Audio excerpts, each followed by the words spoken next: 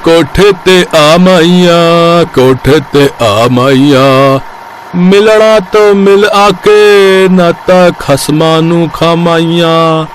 हुण मिलना ते मिल आके नहीं ता खसमा नू खामाइया। ओए जीते आगे गाओ। क्या करूं? हम पहुंच गए क्या? मतलब माल उतारूं क्या? ओए खसमा नू खाड़िए, और जब झेली नहीं जाती तो इतना पीता क्यों है बे? अभी नहीं पहुंचे, मैंने बोला गाना पूरा कर। ओ कोठे ते आ माइया। ओ गुरु आप ही गाओ, मैनू सोने दो। अबे उठ, नींद तो मुझे भी आ रही है। तो आप भी सो जाओ ना गुरु थोड़ी देर, 1-2 घंटे के लिए लगा दो ट्रक कहीं पर और मार लो एक बढ़िया सी झपकी। अच्छा, और कहाँ लगाऊं ट्रक? इस सुनसान जंगल में? अबे माल से भरा ट्रक है, जोखिम नहीं ले सकते बिल्कुल भी। जमशेद और उसका हेल्पर जीत आपस में बातें कर ही रहे थे कि तभी अचानक उन्हें कुछ झटके से महसूस होने लगे। ओए, एक ही होने लगा। गुरु लगता है अब तो अपना ट्रक भी रुक कर आराम करना चाहता है। जीत के ऐसा कहते ही सच में जमशेद का ट्रक चलते चलते रुक गया और फिर जमशेद और जीत के लाख कोशिश करने के बाद भी स्टार्ट नहीं हुआ। ये देखकर जमशेद ने फिक्र करते हुए कहा, ओए काली जुबान, अब क्या करेंगे बता? करना क्या है? वो देखो गुरु, वहाँ सामने एक ढाबा है, वहीं चलकर पहले कुछ खाते हैं और फिर वहीं चारपाई पर फैल जाएंगे और क्या। और अगर कल ये ट्रक टाइम से मंगलपुर नहीं पहुँचा तो क्या होगा पता है ना तुझे? अरे कुछ नहीं होगा गुरु, मालिक बस 2-4 बातें सुना देगा आपको और क्या। सही बोला, लेकिन उससे पहले मैं तेरा क्या हाल करूंगा पहले ये देख ले। ये बोलकर जमशेद ने अपनी चप्पल उतारी और जीत को मारने के लिए उसके पीछे दौड़ा और जीत उससे बचते हुए सीधे ढाबे की तरफ भागा और फिर। अबे रुक जा जीते। गुरु अब जाने भी दो ना, आधी रात है, ट्रक भी खराब है, तो यहाँ रुककर आराम करने के सिवाय और कुछ नहीं कर सकते। और मुझे तो ये समझ नहीं आता कि आप मालिक से इतना डरते क्यों? ओए मैं डरता किसी से नहीं हूँ खोत्या, लेकिन ये ट्रक अगर टाइम पे नहीं पहुँचाया तो मालिक बातें तो सुनाएगा ही, साथ में मेरे पैसे भी काट लेगा। और तुझे तो पता है इस वक्त कितनी कड़की चल रही है, बाबूजी का ऑपरेशन करवाना है, घर की छत बनवानी है और छुटकी के स्कूल की फीस भी तो भरनी है। और तेरी भाभी अगर इस बार उसके लिए नई साड़ी लेकर नहीं गया ना तो घर में घुसने भी नहीं देगी, वो बता रहा हूँ। ओहो गुरु, आपके सिर पर तो बड़ी टेंशन है, लेकिन मैं भी आपका चेला हूँ, आपकी टेंशन भगाने का पूरा इंतजाम है मेरे पास। ये कहकर जीत ने अपनी जेब से शराब की एक छोटी सी बोतल निकाली और उसे जमशेद को पकड़ाते हुए मुस्कुराने लगा। ओए जीते, तू ये कब लाया और इसके लिए पैसे कहाँ से आए तेरे पास रे? गुरु अपना तो सीधा सा उसूल है, खाने को कुछ मिले ना मिले पर पीने का पूरा इंतजाम होना चाहिए। और अंदर भाई तू ही पी, मैं तो बस कुछ खाऊंगा। हाँ भाई, क्या क्या मिलेगा खाने में? भाई रात का 1 बज रहा है, अब क्या मिलेगा खाली बर्तनों और कच्चे माल के अलावा? है ये तो गड़बड़ हो गई गुरु। 1 मिनट, क्या कहा आपने? खाली बर्तन और कच्चा माल? कच्चे माल में चिकन है क्या? हाँ, चिकन तो आज शाम ही मंगवा कर रखा है, लेकिन वो कल के लिए है। अभी तो सारे बावर्ची काम निपटा कर घर चले गए हैं, अब कुछ ना बन पाएगा। ऐसे कैसे नहीं बनेगा? आपको एक बावर्ची चाहिए ना, वो हम आपको देते हैं। अरे आपको नहीं पता हमारे गुरु क्या गजब का चिकन बनाते हैं। ओए क्या बोल रहा है? मैं क्यों पकाऊंगा बे? क्योंकि भूख के मारे मेरा पेट फटा जा रहा है गुरु, मान जाओ ना। और वैसे भी ट्रक की चिंता में आप सोओगे तो हो नहीं, तो चिकन ही बना लो। आपका मेरा और क्या पता इस ढाबे का भी कुछ भला हो जाए। जीत के जिद करने पर जमशेद उस ढाबे की रसोई में चिकन पकाने के लिए मान जाता है। असल में भूख तो उसे भी लग रही थी, तो उसने बड़े ही मन से वहाँ 3 लोगों के लिए चिकन करी और तंदूर पर गर्मा गर्म रोटियां सेकी। और फिर पहला निवाला खाते ही जीत ने आंखें बंद करते हुए कहा, भाई वाह, मजा आ गया गुरु, कसम से। ये कहकर जीत ने जमशेद के हाथ चूम लिए और जमशेद उसे देखकर मुस्कुराने लगा।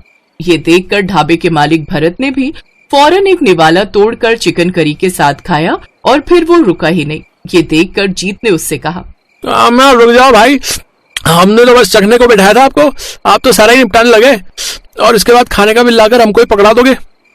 माफ करना भाई, लेकिन सच में जमशेद भाई के हाथों की चिकन करी खाकर तो मैं सचमुच भूल ही गया था।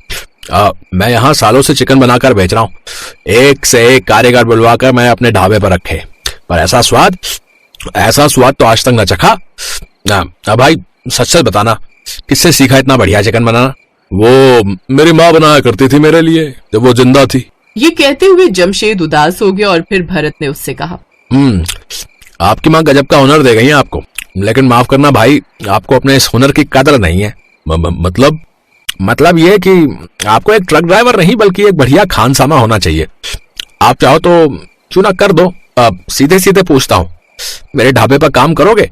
दिन रात ये ट्रक चलाकर जितना कमाते हो उससे दोगुनी पगार दूंगा और दिन के सिर्फ 10 घंटे काम करना होगा। भरत की बात सुनकर जीत और जमशेद एक दूसरे को देखने लगे और फिर जीत ने जमशेद को साइड में ले जाकर कहा, क्या सोच रहे गुरु? फौरन हाँ कर दो, इससे अच्छा मौका फिर नहीं मिलेगा। लेकिन अपना ट्रक, उसका क्या होगा? फिलहाल इसे लेकर मैं चला जाऊंगा और इस डिलीवरी के बाद इसे खड़ा कर दूंगा घर ले जाकर। और मुझे ना ये भरत सही आदमी लग रहा है। आपके साथ साथ मैं भी यहीं पर काम पे लग जाऊंगा। दोनों मिलकर खूब पैसा छापेंगे और फिर सारे परेशानियां दूर। जमशेद को अपना ट्रक ड्राइविंग का काम छोड़ने का मन तो नहीं था, लेकिन फिलहाल उसे पैसों की जरूरत थी और ज्यादा पैसे कमाने का ये अच्छा मौका था। उसने भरत को हाँ कह दिया और अगले ही दिन से उसके ढाबे पर चिकन की कई डिशेस बनाने लगा। मेन हाईवे पर होने की वजह से भरत के ढाबे पर हर रोज कई बसें और गाड़ियां आकर रुकती थी, इसीलिए ग्राहकों की कमी नहीं थी उसके पास। और अच्छी बात यह थी कि वहां आने वाले हर ग्राहक को जमशेद के हाथों का स्वाद बहुत ही पसंद आ रहा था। भरत ने कुछ ही दिनों के अंदर अपने खाने का रेट दुगना कर दिया। उसके बावजूद ग्राहकों की तादाद बढ़ती ही गई और फिर एक दिन, उफ, भरत भाई ये चिकन खराब है, हमें इसे वापस करना पड़ेगा। दिमाग खराब है क्या? कटा हुआ चिकन वापस कौन लेगा? और वैसे भी ये परसों का आया हुआ है। तभी तो खराब हो गया। मैंने पहले ही कहा था कि चिकन कुछ कम मंगाओ, देखो हो गया ना खराब। कुछ खराब वराब नहीं हुआ है, तुम बढ़िया से पकाओ इसे, लोगों को कुछ पता नहीं चलेगा। क्या बात कर रहे हो भरत भाई, मैं ऐसा नहीं कर सकता, लोग इसे खाकर बीमार पड़ जाएंगे। अच्छा, और अगर तूने अभी के अभी इसे नहीं पकाया तो ये तेरे लिए अच्छा नहीं होगा। जमशेद को भरत की बात और उसका बर्ताव बिल्कुल भी पसंद नहीं आया। वो फौरन जीत के पास गया और बोला, जीते चल, अब यहाँ काम नहीं करना। क्या बोल रहे गुरु? अभी कल ही तो आपको पहली पगार मिली है और यहाँ काम नहीं करेंगे तो क्या करेंगे? फिर से ट्रक चलाने का इरादा क्या? हाँ, ट्रक भी चलाऊंगा और चिकन करी भी बनाकर बेचूंगा। मतलब? जमशेद के दिमाग में पूरी योजना तैयार थी। वो जीत के साथ जाकर अपना ट्रक वापस ले आया और उसी ट्रक पर उसने भरत के ढाबे के ठीक सामने एक नया ढाबा खोल दिया। जमशेद के इस चलते फिरते ढाबे पर लोगों की भीड़ पहले ही दिन से जमा होने लगी, क्योंकि जमशेद के पास पकाने के हुनर के साथ साथ एक ईमानदार दिल भी था, जो किसी भी सूरत में अपने ग्राहकों के साथ बेईमानी नहीं कर सकता था। दूसरी तरफ भरत के पास अब हाथ मलने के सिवाय कोई चारा नहीं था, क्योंकि अब ना तो उसके पास जमशेद जैसा बढ़िया बावर्ची था और ना ही ग्राहक। महेश अपने परिवार के साथ एक छोटे से गांव में रहता था। उसके परिवार में उसकी पत्नी रीना और 2 बच्चे थे। महेश अंडे सप्लाई करने का काम करता था। स्वभाव का बहुत ही गुस्सैल और थोड़ा मक्कार किस्म का आदमी था। रीना उसके स्वभाव से बहुत ही परेशान थी। बच्चे भी अपने माता पिता के आने के बाद डरे सहमे से बैठे रहते। ये क्या बनाया है खाने में है? जब देखो रोज दाल बना के रख देती है। जितने पैसे तुम घर में देते हो उससे सिर्फ दाल ही आ सकती है। सब्जी पता है कितनी महंगी है? मुझे नहीं खानी दाल वाल, मेरे लिए ऑमलेट बना के लाओ। रीना बहस करना सही नहीं समझती और रसोई में जाकर ऑमलेट बना लाती है। फिर बच्चों के लिए भी ऑमलेट बना देती है। माँ, तुमसे अच्छा ऑमलेट कोई नहीं बना सकता। सच में माँ, तुम्हारे जैसा कोई ऑमलेट नहीं बना सकता। कितना टेस्टी होता है। बस बस, इतना सर पर चढ़ाने की जरूरत नहीं है अपनी माँ को। रीना जो कुछ भी करती है महेश को कभी भी पसंद नहीं आता। छोटी छोटी बातों को लेकर वो रीना से लड़ाई करता रहता। एक दिन दोपहर को बच्चे अभी स्कूल से आए ही थे कि एक आदमी रीना के पास भागा भागा आता है। भाभी, महेश दुकान से पैसे चुरा कर भाग गया है और उसने मालिक से कर्जा भी लिया हुआ है। ये तुम क्या कह रहे हो भैया? मुझे तो इस बारे में कुछ भी नहीं पता। और कर्जा किसके लिए? हमें तो कर्जे की कभी जरूरत ही नहीं पड़ी। मैं तो बस आपको बताने चला आया। अभी थोड़ी देर में यहाँ पर पुलिस भी आएगी पूछताछ के लिए। हे भगवान, ये क्या हो गया? मुझे तो कुछ भी नहीं पता। मैं क्या बोलूंगी? उस आदमी ने तो मुझे कभी कुछ बताया ही नहीं। थोड़ी देर में वहां पर पुलिस पहुंच जाती है। वो रीना और बच्चों से पूछताछ करती है, लेकिन पुलिस जान जाती है कि इन लोगों को कुछ भी नहीं पता। इसलिए वो ये बोलकर चले जाते हैं कि अगर वो घर आए तो हमें इत्तला कर देना। पुलिस के जाने के बाद रीना सर पकड़कर बैठ जाती है। दोनों बच्चे आकर उसके आसपास बैठकर दिलासा देने लगते हैं। माँ, तू क्यों परेशान होती है? तेरे को पता ही था ना कि बाबा कैसे थे। हम है ना माँ, सब मिलकर कर लेंगे। रोते रोते रीना अपने बच्चों को गले से लगा लेती है। अब उसे सामने आगे का समय बिल्कुल अंधकार में दिख रहा था। वो तो पढ़ी लिखी भी नहीं थी कि कहीं नौकरी कर लेती। क्या काम करेगी ये भी वो नहीं सोच पा रही थी। अभी तो वो उस दुख से उबर भी नहीं पाई थी कि महेश धोखा देकर चला गया है। 2-4 दिन इसी तरह निकल जाते हैं। मरता क्या न करता। आखिर में रीना को घर से काम के लिए निकलना ही पड़ा। पर उसे समझ में नहीं आ रहा था कि वो आखिर करे तो क्या करे। शाम के समय वो दोनों बच्चों के साथ बैठी होती है कि तभी माँ, बहुत तेज भूख लगी है, तो हमारे लिए ऑमलेट बना दे, हम उसी के साथ रोटी खा लेंगे। तभी रीना को एक आइडिया आ जाता है। वो जल्दी से बच्चों के लिए खाना बनाकर लाती है और ऑमलेट बनाने का सामान लेकर आती है।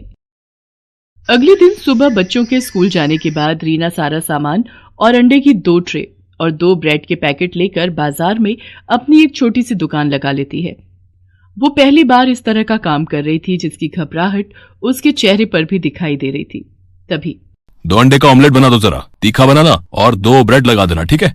हाँ जी, अभी लीजिए, मैं बनाती हूँ। रीना फटाफट तवा गर्म करती है और उसके ऊपर ऑमलेट बनाने लगती है। ऑमलेट बनाकर घर की चटनी के साथ उस आदमी को ऑमलेट खाने को देती है। अरे वाह, मैंने इतनी जगह ऑमलेट खाया, लेकिन इतना टेस्टी ऑमलेट है मैंने आज तक नहीं खाया भाई, है? और चटनी ने तो 4 चांद लगा दिए भाई। कमाल का ऑमलेट बनाती हैं आप। हाँ, कमाल का। रीना उसे धन्यवाद बोलती है। तभी एक और आदमी अपने बेटे के साथ आता है। 2 प्लेट ऑमलेट बना दो, एक में तीखा कम रखना, ठीक है? ऑमलेट खाने के बाद वो आदमी भी ऑमलेट की बड़ी तारीफ करता है। भाई मैंने तो आज तक इतना परफेक्ट ऑमलेट नहीं खाया है।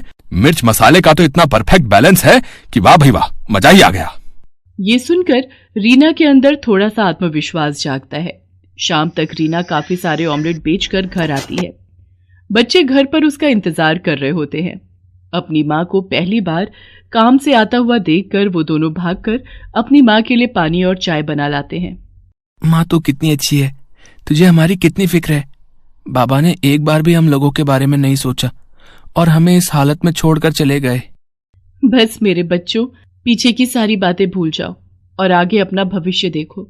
अब हम तीनों को मिलकर अपना आज अच्छा करना है ताकि हमारा भविष्य अच्छा हो सके।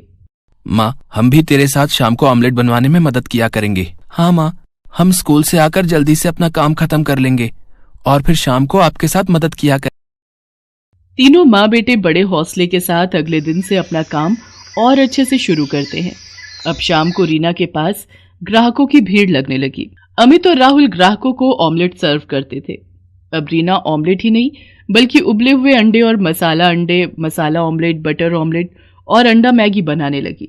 उसके पास अब हर तरह के ग्राहक आते और बच्चों को खासकर अंडा मैगी बहुत पसंद आती है। तीनों माँ बेटा बहुत मेहनत कर रहे थे। देखते ही देखते उनकी दुकान बहुत अच्छी चलने लगती है और आमदनी भी अच्छी होने लगती है। राहुल और अमित सुबह दिल लगाकर पढ़ाई करते और शाम को अपनी माँ की मदद करते हैं। बस माँ, कुछ दिन की बात है, फिर हम लोग अपनी पढ़ाई पूरी कर लेंगे और कहीं ना कहीं अच्छी नौकरी भी करने लगेंगे। भाई मैं तो नौकरी वोकरी नहीं करूंगा, मैं तो बस माँ के काम को आगे बढ़ा लूंगा। मैं कहता था ना माँ, तुझसे अच्छा ऑमलेट और कोई नहीं बनाता। देखो आज तुम्हारे हाथ का ऑमलेट कितना फेमस है।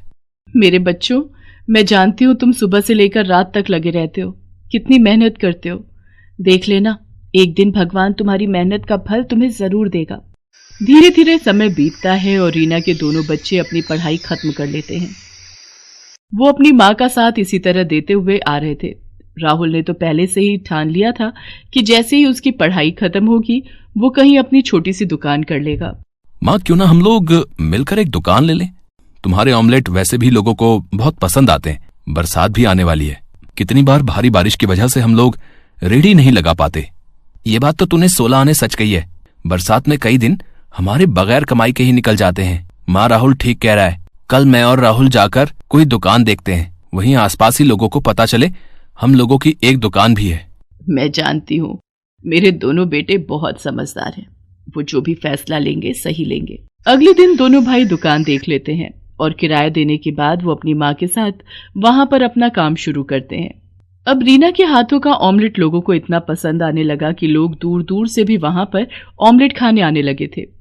वहीं पास में बच्चों का एक इंस्टीट्यूट खुल गया।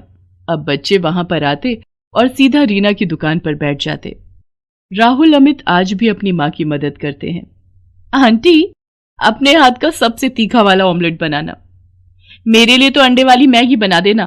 तूने कभी आंटी के हाथ की अंडे वाली मैगी खाई है? सच में मजा आ जाता है, इतनी टेस्टी कि पूछ मत।